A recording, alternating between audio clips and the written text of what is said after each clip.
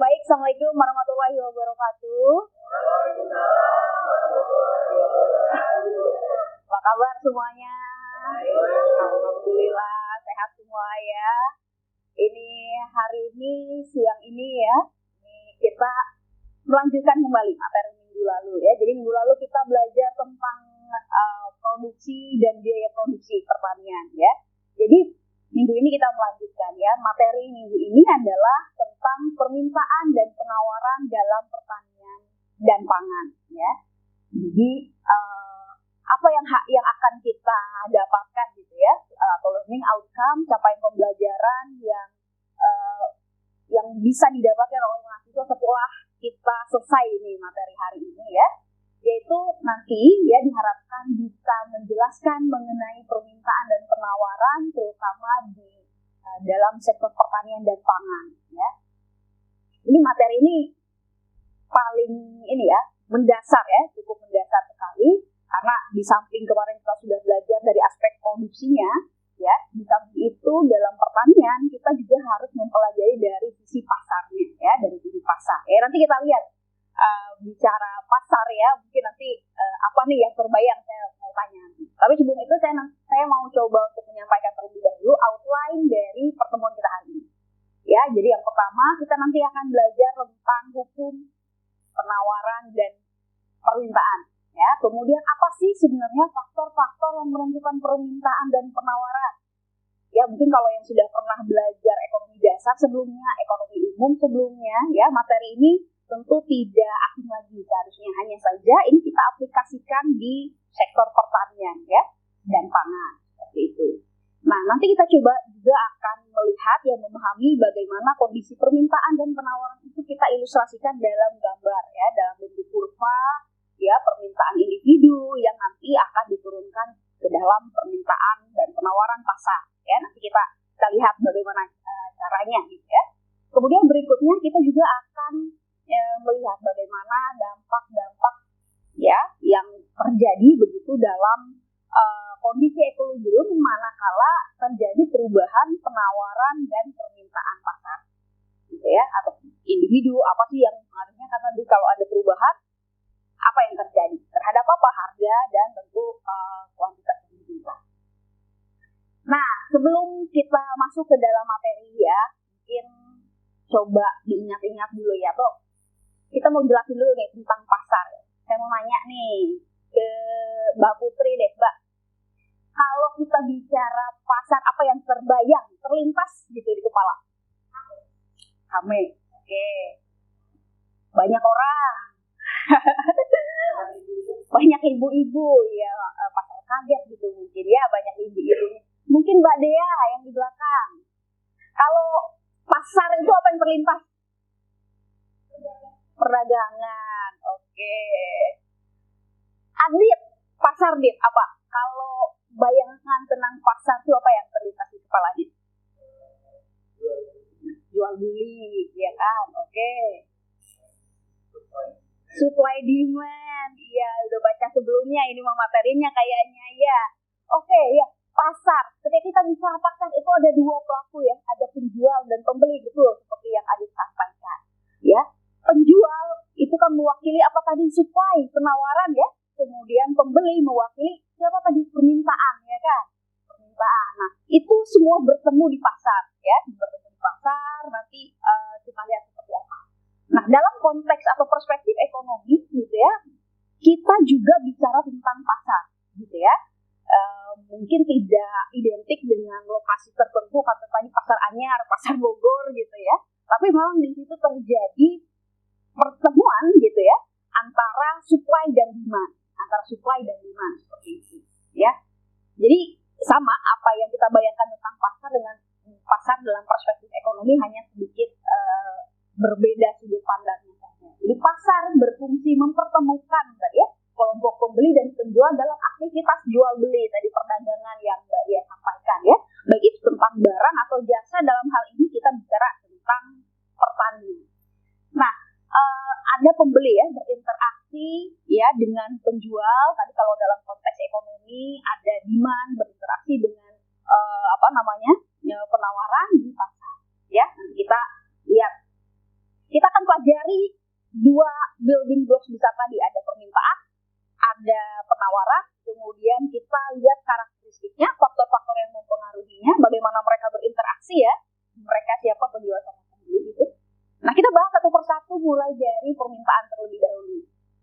Permintaan, kita biasanya disimbolkan oleh D ya, D itu dari demand lah ya, bahasa Inggrisnya istilahnya kan demand, atau QD ya, quantity demanded gitu ya, yang diminta. Nanti apa bedanya kita akan. Nah, kita bicara dulu permintaan ya, berarti kalau bicara permintaan kan dari sisi siapa Mas Dasep ya? Dari sisi siapa kalau bicara permintaan?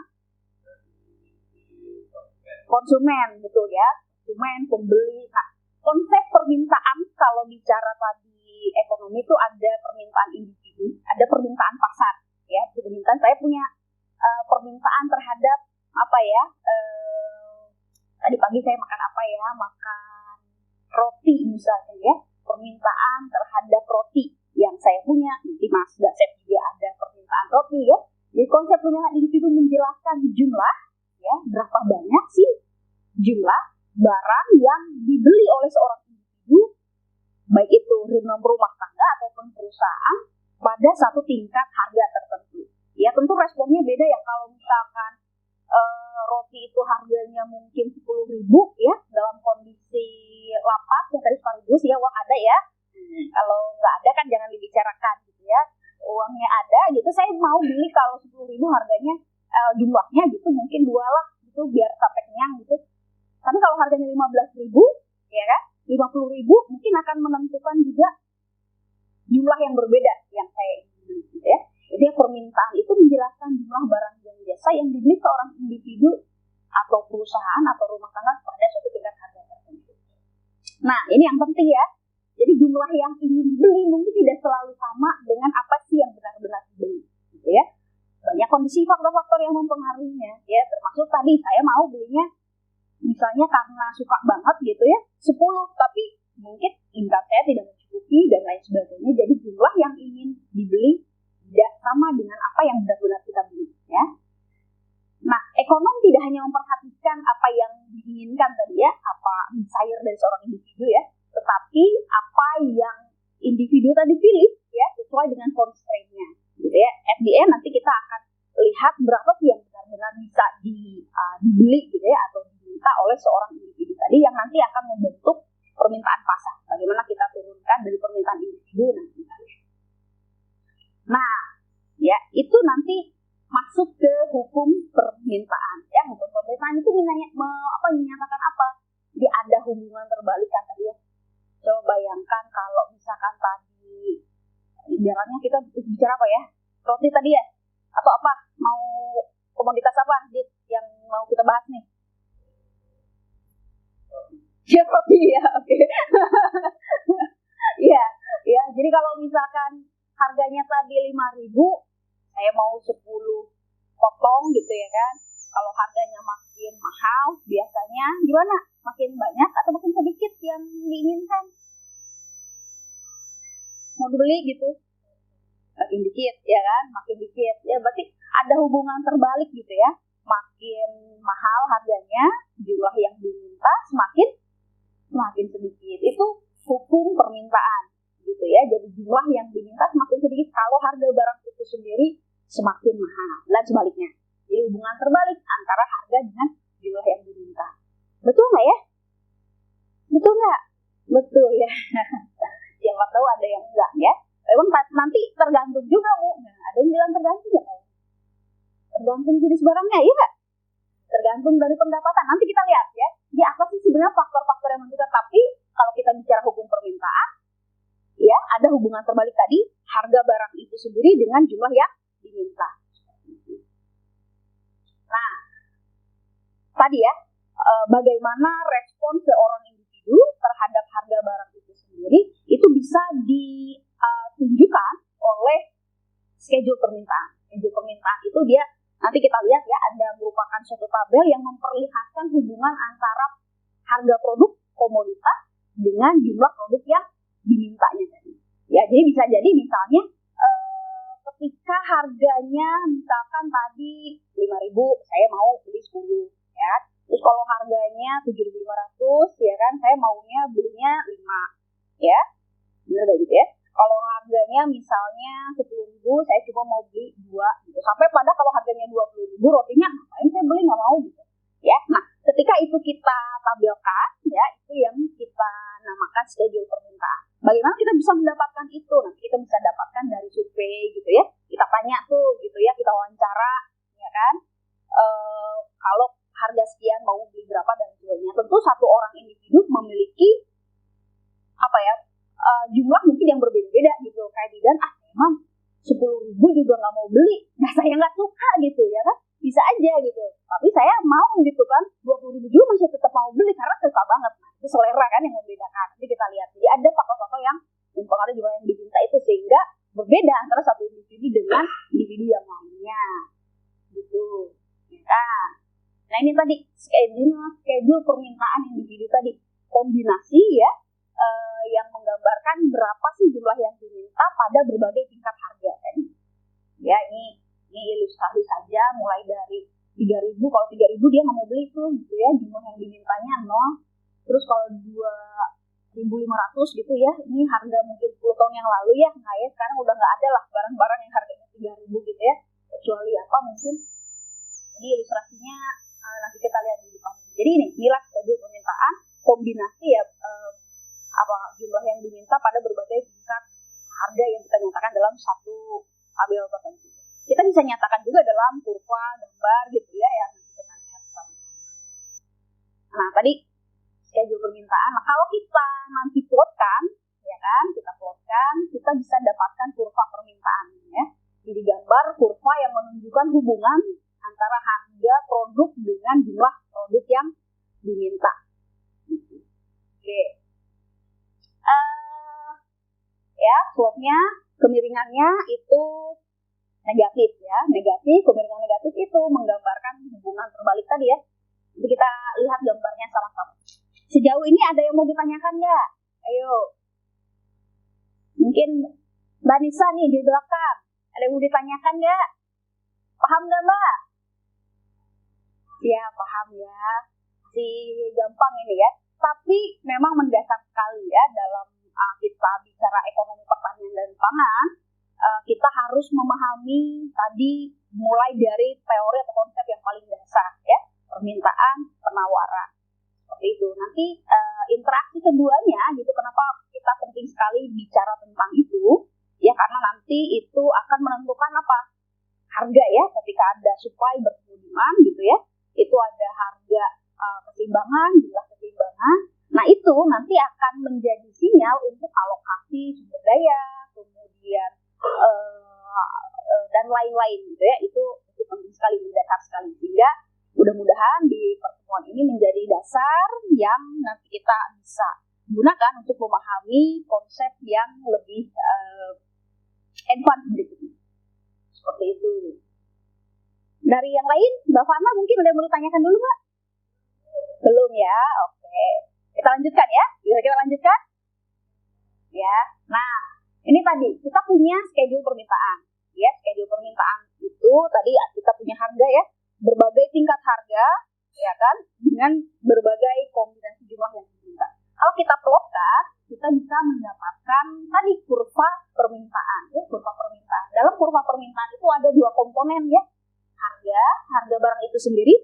Kita bicara komoditas apa? Kalau tadi roti, berarti di sumbu vertikalnya ini adalah harga roti rupiah per piece misalkan, itu per bungkus ya. Nah, sumbu horizontalnya ini jumlah yang diminta ya. Jadi slope yang kemiringannya negatif ini menggambarkan hukum permintaan tadi yang sifatnya apa tadi, berlawanan ya atau terbalik.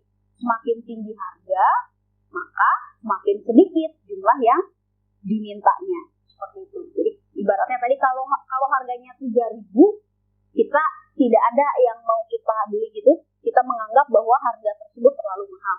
Kemudian kalau harganya 2.500, maulah kita beli 2, ya kan?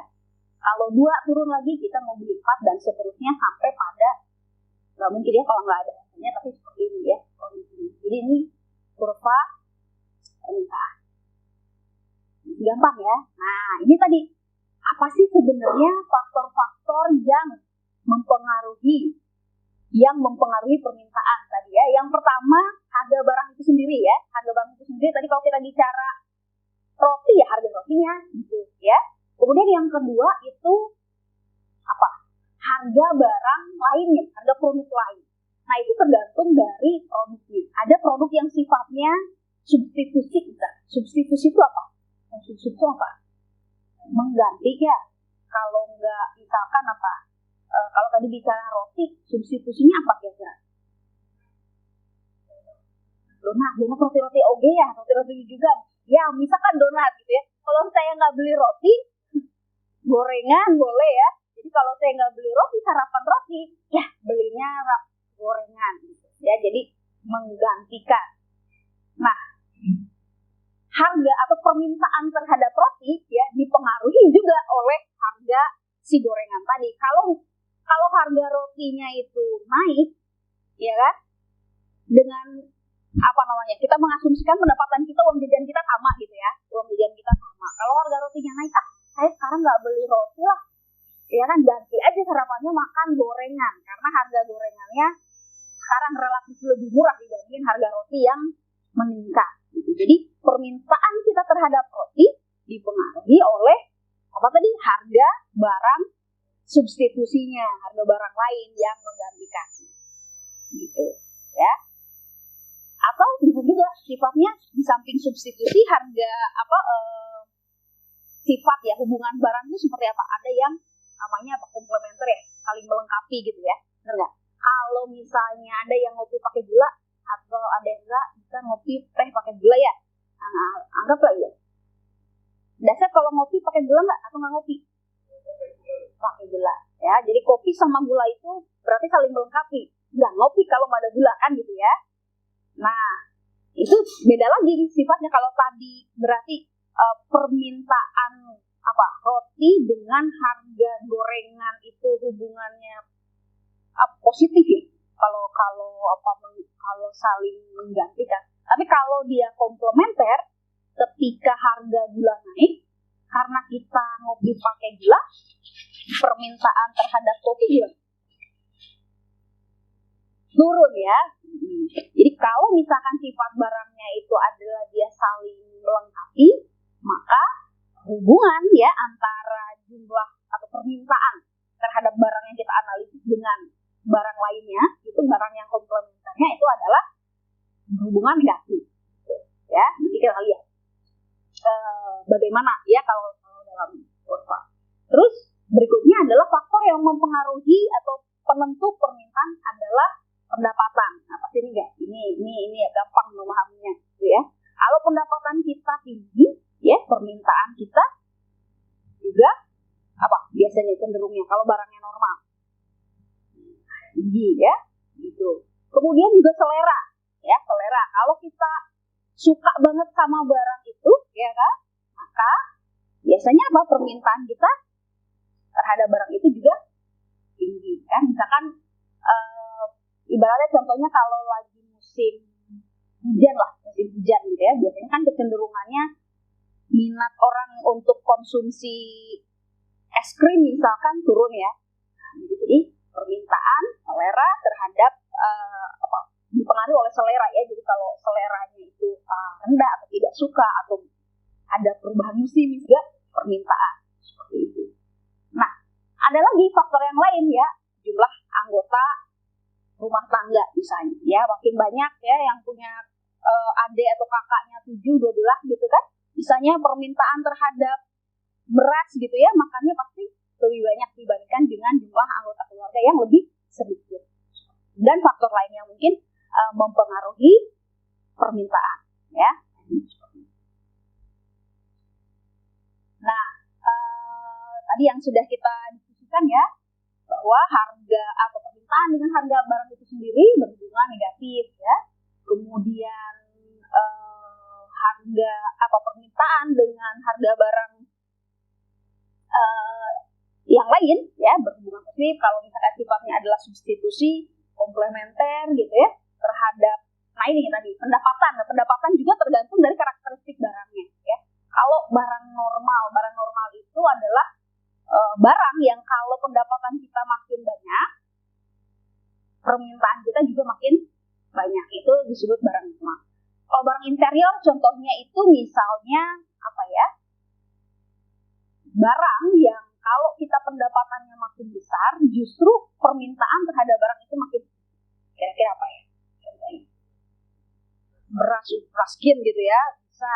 Atau ikan asin kalau di saya mah, kalau orang kaya gitu ya kan, ceritanya pendapatannya makin banyak, konsumsi terhadap ikan asin makin sedikit karena makan daging, ceritanya gitu. Ya, kalau karakteristik komoditas seperti itu, berarti itu kita bisa kategorikan terhadap barang interior.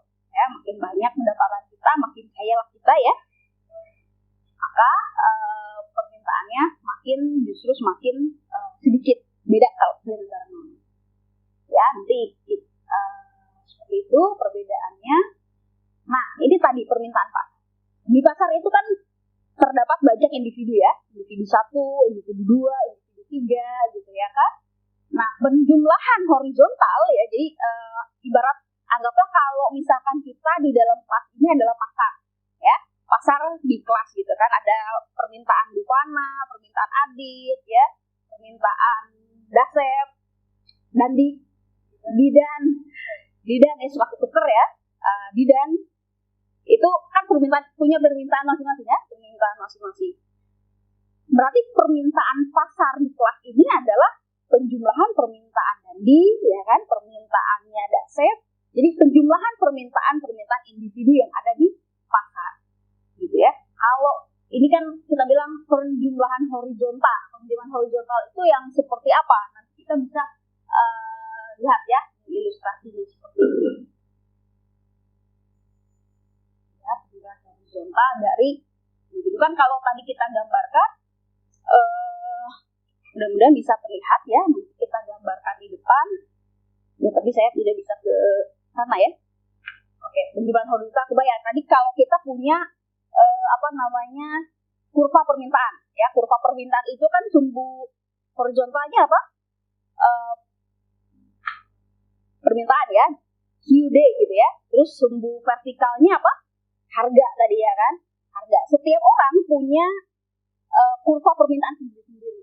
Ketika kita ingin mengetahui bagaimana sih kurva permintaan pasarnya, kita buat gitu ya, penjumlahan horizontal ke kanan gitu ya, untuk setiap permintaan individu tadi. Ya kan, tentu kalau kita bicara struktur pasar, nah ini beda lagi, nanti kita akan belajar struktur pasar di pertemuan selanjutnya ya setelah ini. Kalau pasar bersaing sempurna di mana kita tidak bisa menentukan harga, ya kan, harganya itu tetap, maka permintaan pasar itu adalah penjumlahan atau jumlah yang diminta dari setiap individu. Ya. Nah, pesan yang penting juga nih satu nih ya. Nah, kita harus bedakan antara perubahan jumlah produk yang diminta dengan perubahan dalam permintaan. Kira-kira beda nggak ya? Ada yang sudah paham belum bedanya? Kira ada yang sudah baca nih. Kita harus bedakan, ternyata beda ya, perubahan jumlah produk yang diminta dengan perubahan dalam permintaan. Ada yang tahu perbedaannya? Ayo Pak, kira-kira. Mbak Dea mungkin sudah belajar duluan nih kayaknya Mbak Dea tuh. Apa bedanya perubahan jumlah produk yang diminta dengan perubahan dalam permintaan? Sama apa beda tuh? Beda. Oh.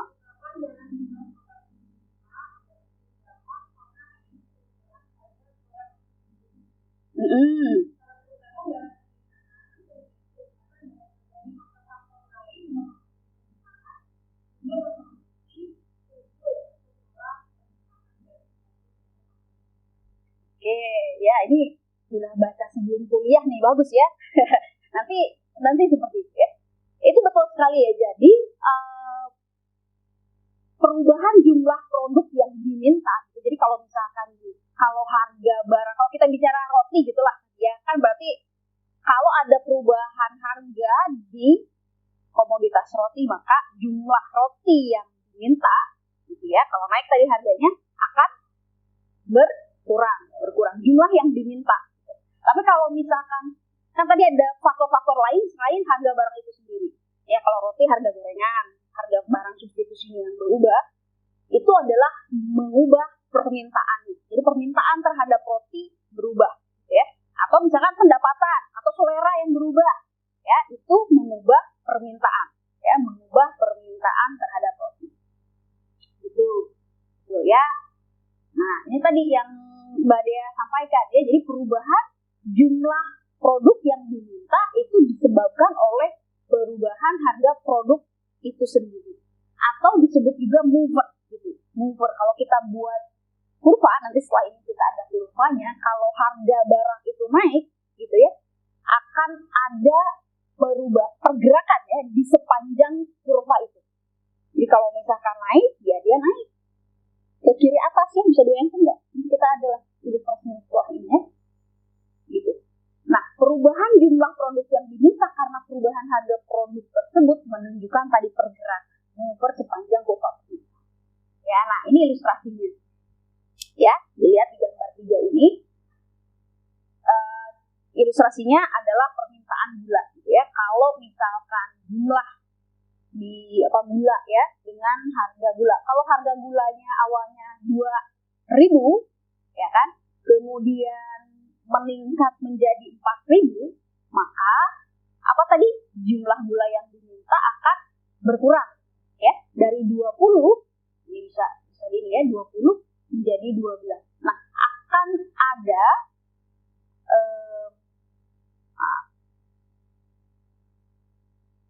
pergerakan, ya, pergerakan di sepanjang kurva permintaan, bergerak dari titik A, ya, yang awalnya harganya 2 permintaan, jumlah yang dimintanya 20, ke titik B, ya, titik B ini harganya 4, kemudian jumlah yang dimintanya 12.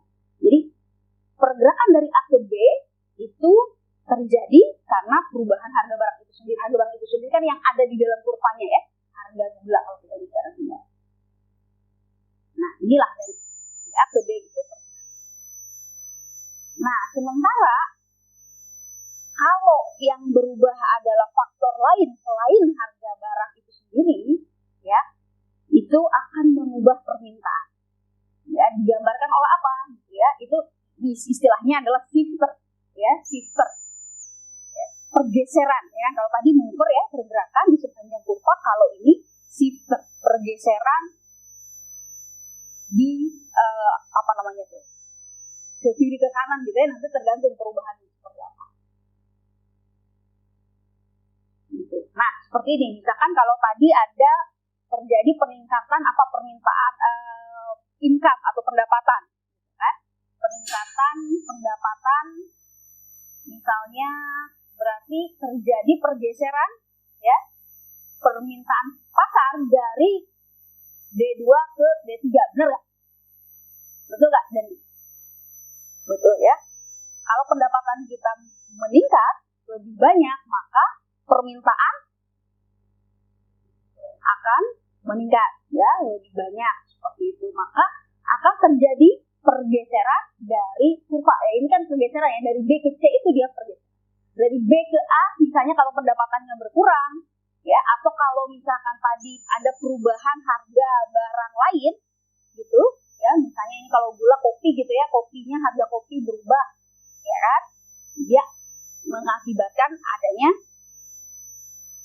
pergeseran ini ya. Kalau tadi ada sudah bisa ya membedakan antara apa saja sih yang menyebabkan pergerakan di sepanjang kurva permintaan dan apa saja yang menyebabkan apa tadi pergeseran, ya, kurva permintaan, ya, kurva permintaan seperti itu. Kemudian apa saja yang mempengaruhi jumlah yang diminta sama apa saja yang mempengaruhi permintaan. Ya, itu dua hal yang berbeda ya, mudah-mudahan bisa diikuti. Nah, ini tadi contohnya ya. Kalau pendapatannya naik, ya kan, kalau kita mengasumsikan di barangnya barang normal, maka ya permintaan akan meningkat. Ya, kalau barang inferior gitu ya, seperti apa kalau permintaan atau kalau pendapatan naik, maka permintaan untuk barang inferior dia akan turun. Ya. Baik. seperti itu ya, kita sudah bisa membedakan ya faktor-faktor apa saja ya yang menyebabkan pergeseran di sepanjang kurva ya, atau yang menyebabkan perubahan jumlah yang diminta, yaitu harga barang itu sendiri. Faktor selain itu harga barang lain ya, harga pendapatan, selera yang kita jelaskan pada slide sebelumnya itu mempengaruhi permintaan, digambarkan oleh pergeseran ya kurva permintaan tadi, bisa ke kanan bisa ke kiri ya, bukan pocok-pocok ya, kanan kiri ini bisa geser ke kanan bisa geser ke kiri tergantung dari perubahannya gitu ya. Nah silakan nanti ya saya berikan tugas nih ya, bagaimana caranya gitu, apa yang terjadi silakan gambarkan begitu kan kalau ada perubahan dalam pendapatan. Misalkan pertama kalau pendapatan meningkat ya, nanti silakan saya tugaskan lihat di LMS ya, di course, akses di course, kemudian nanti dikerjakan, di posting di forum diskusi nanti di sana ya, bagaimana apa yang terjadi ya, gambarkan kalau terjadi peningkatan pendapatan untuk barang normal ya, karena tadi kita beda ya antara respon seseorang atau respon permintaan tadi kalau barang normal ketika pendapatan kita meningkat, dengan respon kalau barangnya itu adalah barang inferior kalau pendapatan kita meningkat. Ya, silakan ada yang mau ditanyakan dulu sejauh ini sebelum kita masuk ke aspek penawaran ya. Ini ilustrasinya ya, nanti harus banyak berlatih ya di sini ya untuk memahami tadi bagaimana ya kalau ada perubahan dalam hal-hal yang tadi saya jelaskan tadi faktor-faktornya. Oke, ada dulu pertanyaan dulu. Mbak Putri ada pertanyaan?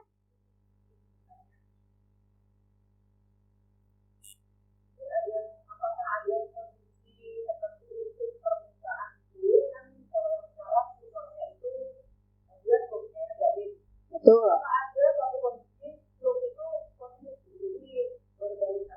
Slope-nya positif ya untuk permintaan ya. Oke, baik.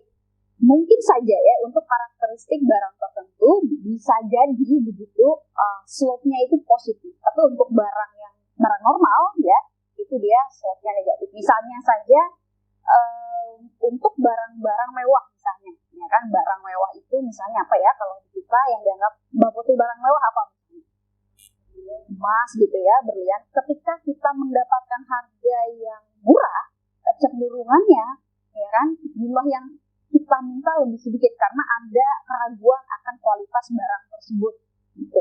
Atau tadi ada ekspektasi gitu ya di kemudian hari untuk barang tersebut memiliki nilai yang cukup tinggi, sehingga ketika harga barang itu sendiri atau misalkan harga emas itu meningkat ya kan, bisa jadi jumlah yang diminta itu justru malah akan tetap meningkat gitu ya kan. Tapi untuk barang-barang normal seperti yang kita tadi ilustrasikan itu slope-nya atau hubungannya itu mengikuti hukum permintaan, di mana ada hubungan negatif antara jumlah yang diminta dengan harganya gitu ya, dengan harga barang itu sendiri.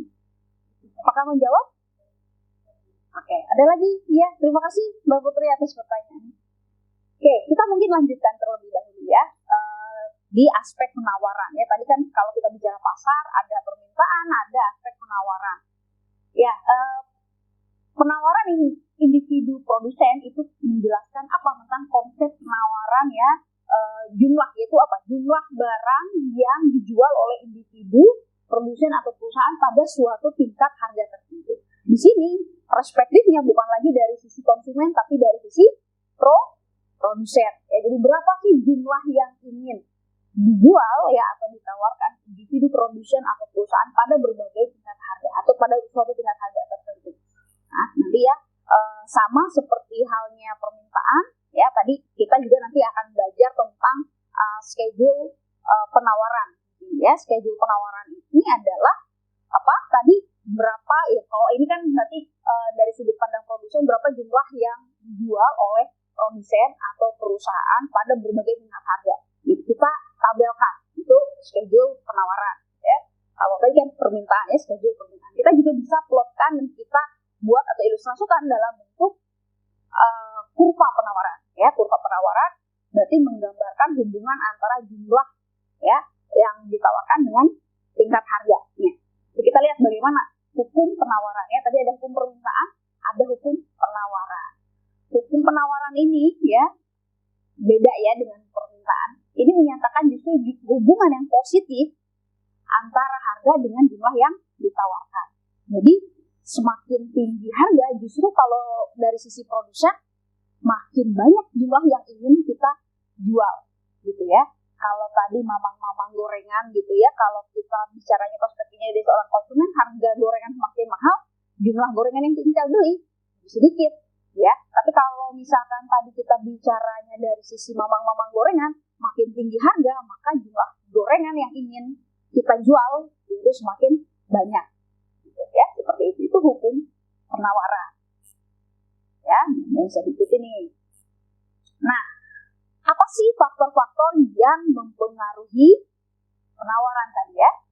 Sama seperti tadi faktor yang mempengaruhi permintaan ya, ada harga barang itu sendiri ya kan, kemudian ada harga barang lain ya, harga barang lain. Nah, ya, kemudian biaya produksi dan teknologi ya. Nanti kita bicara satu persatu ya. Kita mau lihat dari harga barang lain dulu deh gitu ya. Misalkan kalau tadi bicara apa ya, gorengan lagi deh ya, siang-siang makan gorengan mungkin enak ya gitu. Nah, kita bicara gorengan, harga barang lain. Kalau saya nggak jual gorengan gitu ya, mungkin produk kompetitifnya apa jualannya, bilor gitu ya, bikin telur. Kalau saya nggak jual gorengan, saya jualnya bilor gitu. Jadi kalau misalkan harga bilor ternyata tinggi gitu ya, saya ganti alternatif nih, daripada jualan gorengan, mendingan jualan bilor aja gitu ya. Jadi jumlah penawaran akan gorengan gitu ya semakin rendah kalau harga barang kompetitifnya semakin tinggi gitu. Jadi kita shift ganti ke produk kompetitif lainnya gitu ya, seperti itu. Nah, kalau biaya produksi ya, harga inputnya semakin mahal ya, mau jualan gorengan, faktor lainnya kan tetap ya, kita anggap di sini kalau kita bicara salah satu faktor yang berubah, asumsinya faktor-faktor yang lainnya tetap gitu ya. Kalau ternyata harga terigunya naik gitu ya, harga cabai juga naik gitu ya, maka jumlah karena saya mah jualannya sekarang mah sedikit aja gitu ya, karena biaya produksi yang meningkat itu tadi ya, atau harga input yang meningkat gitu ya. Terus teknologi juga salah satu yang mempengaruhi ya penawaran individu produsen ya, seperti itu, dan faktor lain. Jadi kita bisa lihat di sana ya. Nah, kita lihat bagaimana hubungannya. Tadi kita sudah ini ya, sudah gambarkan tadi ada hubungan positif ya, positif antara jumlah yang ditawarkan dengan harga barang itu sendiri ya. Nanti kita lihat ilustrasinya di dalam gambar. Kemudian barang kompetisinya sama ya, cuma bedanya kalau tadi permintaan itu adalah substitusi ya, kelihatan nggak bedanya nih? Substitusi sama kompetisi. Bisa bedakan nggak? Barang kompetisi sama barang substitusi, mirip nggak?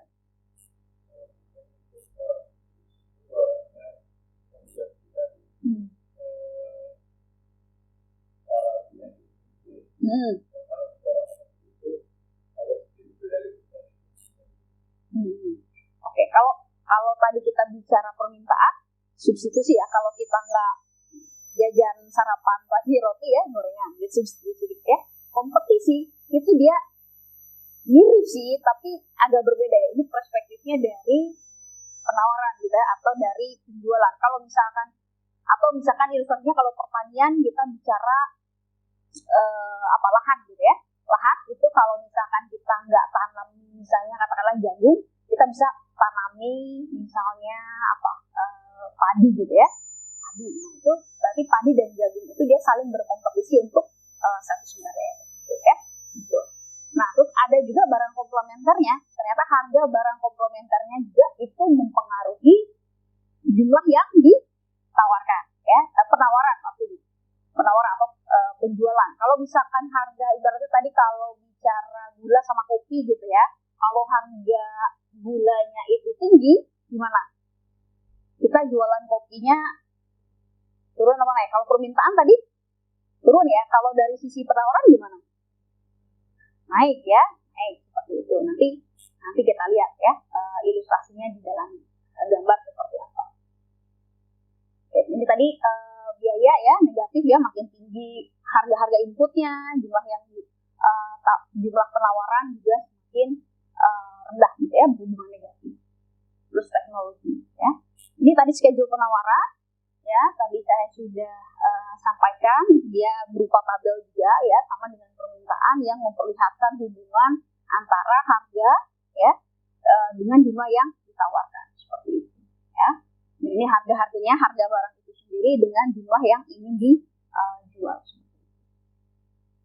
Nah, kalau kita gambarkan di dalam kurva ya, penawaran individu ini seperti yang kita lihat di depan. Misalkan tadi gula ya ilustrasinya. Jadi di sumbu horizontalnya ya, di sumbu horizontalnya ini ada gula, kemudian sumbu vertikalnya ini harga ya, harga gula. Jumlah gula yang dijual tentunya dengan harga gula.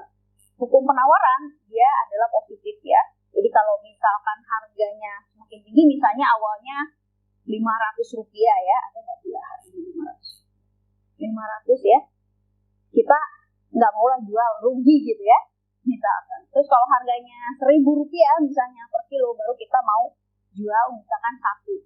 Kalau 1.500 kita mau jual 2 dan seterusnya ya. Kalau kita hubungkan ya, kita bisa buat satu garis. Ini adalah kurva penawaran individu untuk gula ya, oleh seorang produsen gula atau petani tebu misalnya.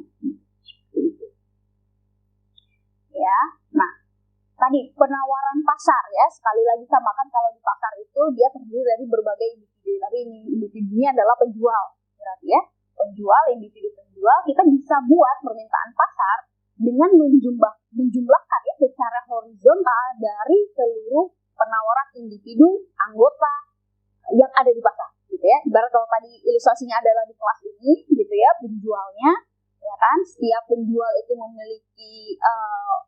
memiliki kondisi yang berbeda-beda terhadap apa yang mau dia jual gitu ya. Kita mau tahu berapa sih penawaran pasarnya ya, itu adalah penjumlahan horizontal ya dari semua produsen ya yang ada di pasar tersebut gitu, ya. Nah, ini tadi sama seperti permintaan ya, ada perubahan dalam jumlah produk yang ditawarkan dan ada perubahan dalam penawaran ya. Gimana ilustrasinya? Misalnya, Dandi coba, apa bedanya perubahan jumlah produk yang ditawarkan dengan perubahan dalam penawaran?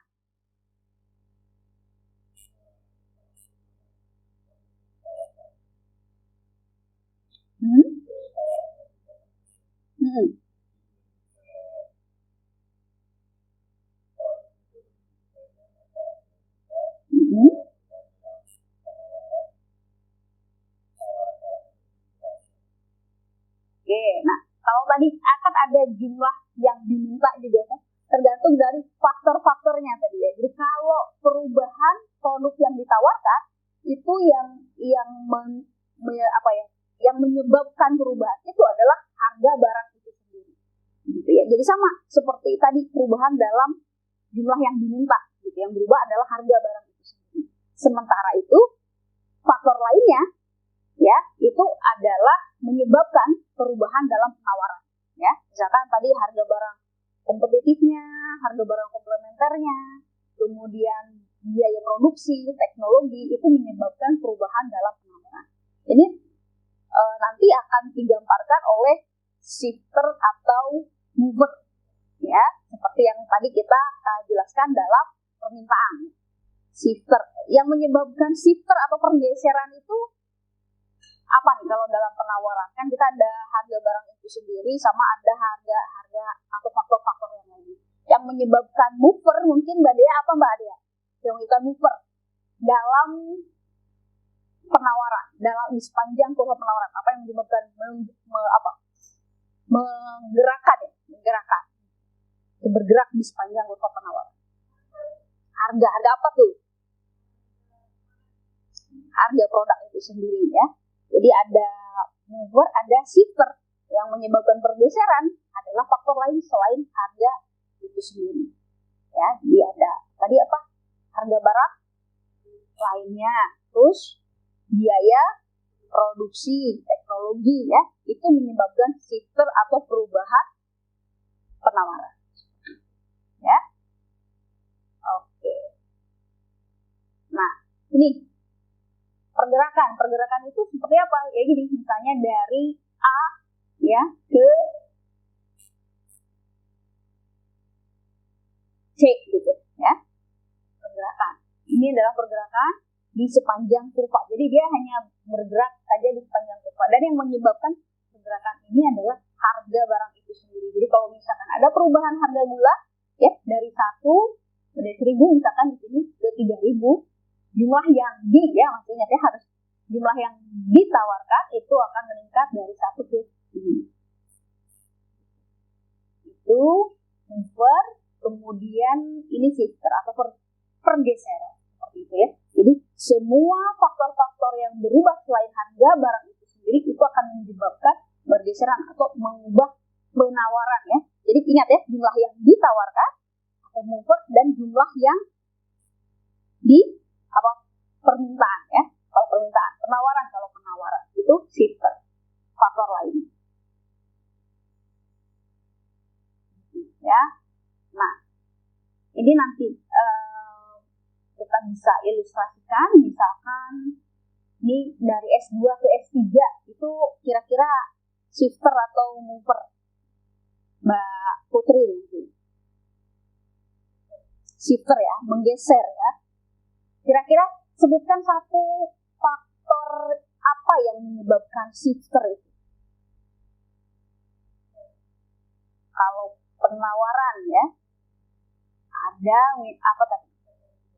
Teknologi, betul ya, teknologi menyebabkan pergeseran kurva penawaran ke kanan ya, ke kanan. Karena apa? Jumlah yang dengan harga yang sama ya, penawaran dari penawarannya semakin banyak dengan teknologi yang berubah, misalkan semakin canggih gitu ya, dimana ditawarkan. Okay.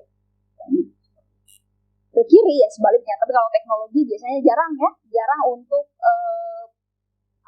mundur ya, pemunduran teknologi gitu ya. Tapi misalkan tadi ada harga kompetitifnya gitu ya, misalkan harga produk kompetitifnya yang dia meningkat sehingga kita cenderung beralih untuk menjual produk yang lebih menarik tentunya gitu ya.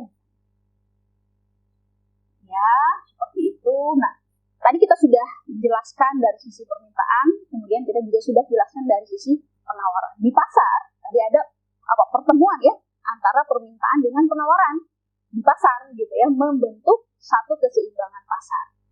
Ya. Di situ ya, jadi ada harga keseimbangan, kemudian jumlah keseimbangan yang terbentuk dari interaksi antara permintaan dan penawaran tadi ya, keseimbangan tadi. Nah, di sini ya, saya coba lihat ya.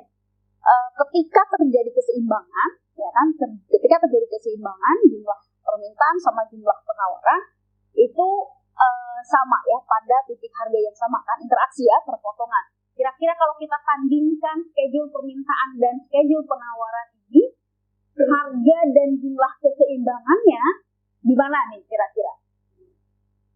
Di sini ya, harga 2 dan jumlah yang diminta dan jumlah yang ditawarkan sama, sebesar 7. Ya, seperti itu ya. Di keseimbangan berada pada harga 2, di mana jumlah yang diminta sama dengan jumlah yang ditawarkan. Terus sekali ya, kalau kita gambarkan terjadi perpotongan di situ antara kurva permintaan dan kurva penawaran. Disinilah kondisi keseimbangan, di mana harga harga sama ya, harga keseimbangan dengan jumlah permintaan dan penawaran. Jadi terjadi transaksi tadi, gitu ya, terjadi transaksi tadi. Nah, ya.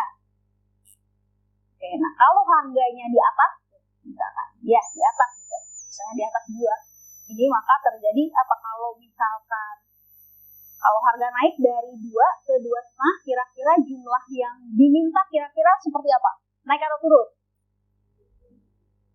Turun.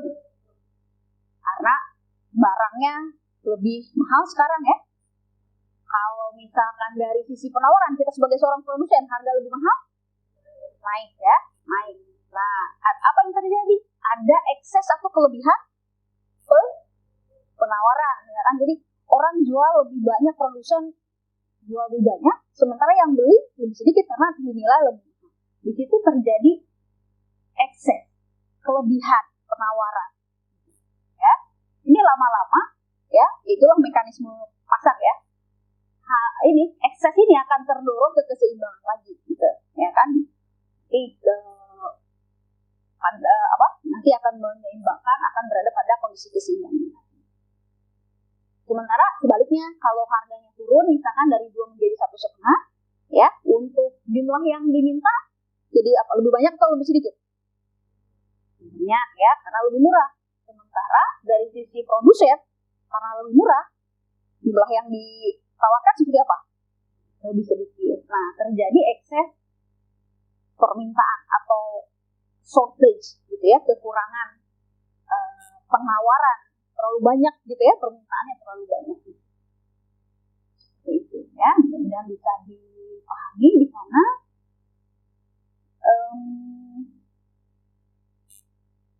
Nah, mungkin nggak perubahan keseimbangan itu terjadi gitu ya? Mungkin saja. Gitu. Semua faktor-faktor yang mempengaruhi permintaan dan penawaran itu akan mempengaruhi keseimbangan. Dan apa saja faktor-faktornya? Tadi kita sudah jelaskan ya. Dari sisi permintaan, dari sisi penawaran, perubahan yang menyebabkan hal itu terjadi akan mengubah keseimbangan.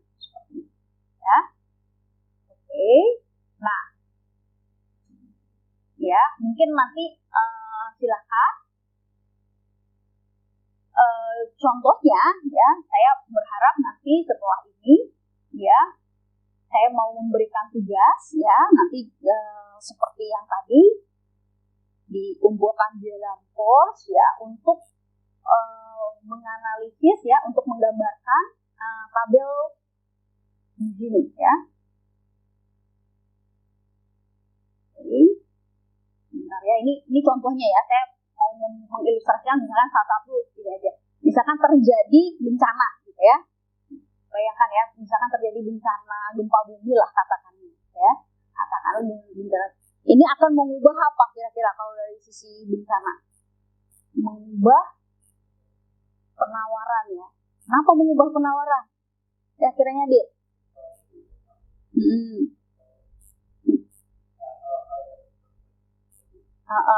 Oke, ya betul ya. Jadi misalkan terjadi bencana tadi gempa bumi sehingga lahan pertanian yang ada di suatu lokasi jadi gagal panen gitu ya.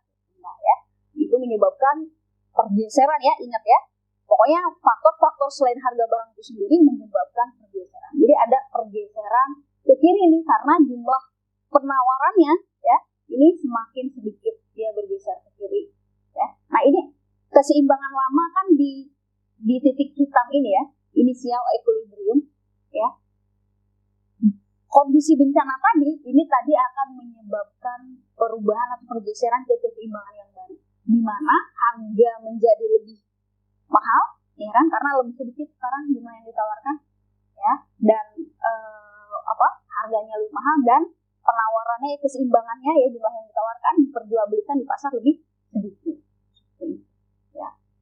Jadi banyak lagi nanti kita bisa coba ya ilustrasikan satu contoh, kemudian nanti disertai dengan gambar dan bagaimana perubahan itu pada kondisi keseimbangan.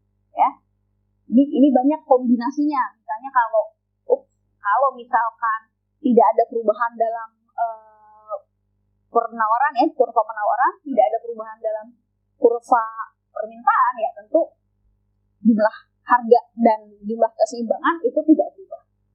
kalau misalkan ada peningkatan dalam penawaran ya, nanti tadi kan kalau kita ke kiri ya, misalkan ke kanan, itu seperti apa, gitu ya. Nanti silahkan buat satu ilustrasi ya, saya tugaskan gitu, satu ilustrasi penyebab penawarannya apa, kemudian apa yang bergeser, kurva permintaan atau kurva penawaran, kemudian harga keseimbangannya akan menjadi seperti apa, dan jumlah keseimbangannya akan bagaimana. Buat satu contoh saja, gitu ya. Nanti silahkan dikumpulkan melalui forum diskusi. Nanti kita bisa diskusi juga di sana, ya, untuk melanjutkan materi kita. Ya. Mungkin dari saya demikian ya. Terima kasih banyak ini. Sebelumnya mungkin saya ingin menanyakan, ada yang mau ditanyakan terlebih dahulu? Mungkin Mbak Nisa ada yang mau ditanyakan dulu, Mbak Nisa? Cukup? Oke. Apa? Boleh, silakan. Boleh sekali, boleh.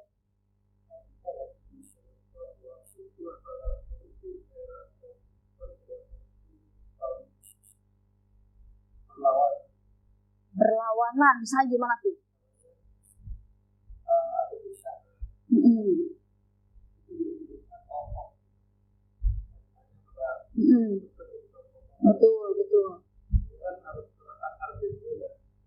Betul.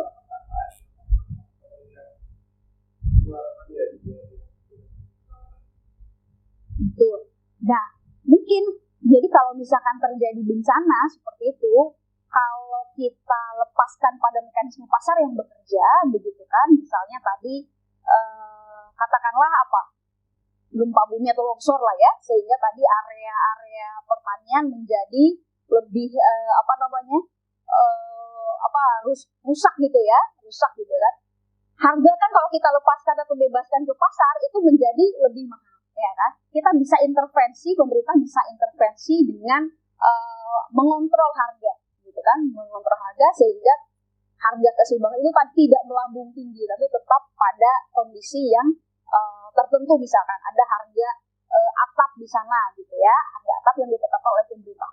Nanti di pertemuan setelah ini kita akan mempelajari berbagai kebijakan harga, ada harga atap, harga dasar, sama HPP, dan bagaimana dampaknya nanti kita akan lihat pada kondisi keseimbangan, tentunya harga dan jumlah yang diperjualbelikan di pasar itu seperti apa dengan adanya kebijakan. Apakah menjawab, Adit? Wah, itu.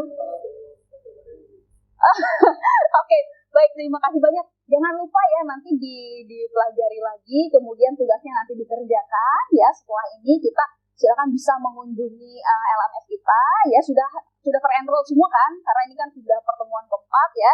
Mudah-mudahan semuanya sudah mengenroll gitu kan. Terus tugasnya, kalau ada yang mau ditanyakan di luar kelas ini juga silakan. Kita punya forum diskusi, kita punya WhatsApp group ya. Jangan lupa bertanya di sana, boleh menyampaikan pendapat dan lain sebagainya. Baik, terima kasih banyak. Jadi pada hari ini mungkin saya akhiri terlebih dahulu partisipasinya. Terima kasih, pertanyaannya terima kasih. Saya tutup. Assalamualaikum warahmatullahi wabarakatuh.